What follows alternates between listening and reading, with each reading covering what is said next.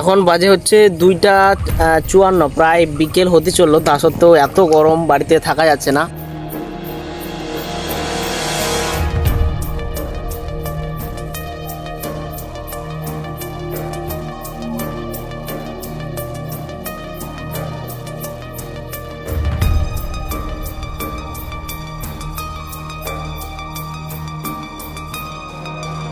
প্রচণ্ড গরম, অনেকদিন ধরে বৃষ্টি নামেনি। গ্রামের ছোট ছোট ছেলেগুলো বাড়ি বাড়ি বেড়াচ্ছে বৃষ্টি নামার জন্য।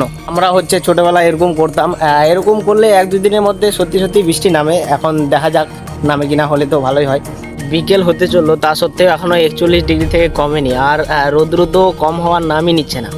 দেখতে পাচ্ছ এই সম্পূর্ণ মাঠটাতে একটাও মানুষ দেখা যাচ্ছে না এই টাইমটাতে। সম্পূর্ণ মাঠটার বিশ্রাম করার জায়গা হচ্ছে এই এরিয়াটা, যেখানে মানুষগুলো একটু বিশ্রাম করতে পারে, কারণ গাছগুলো প্রচুর ঘন। কিরে তোরা বাড়ি যাবি না এত রোদ্রুতে? খালি খাইয়ে যাচ্ছিস।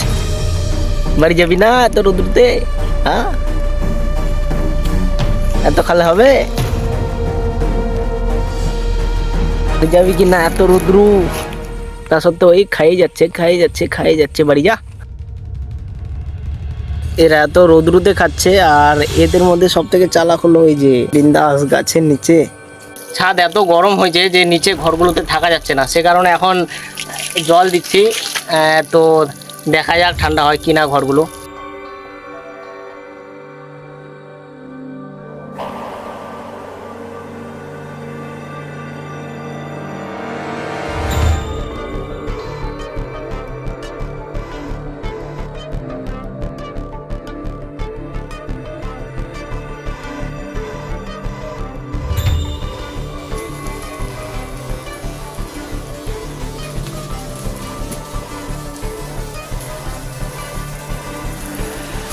গরমে এরকম স্নান করার মজাটাই আলাদা।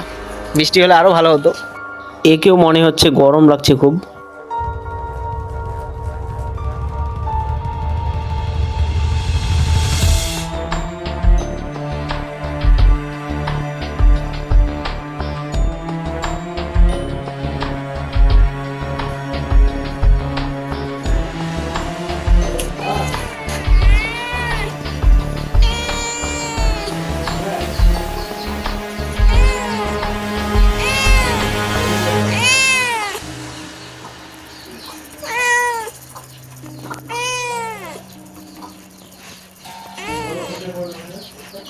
The next day.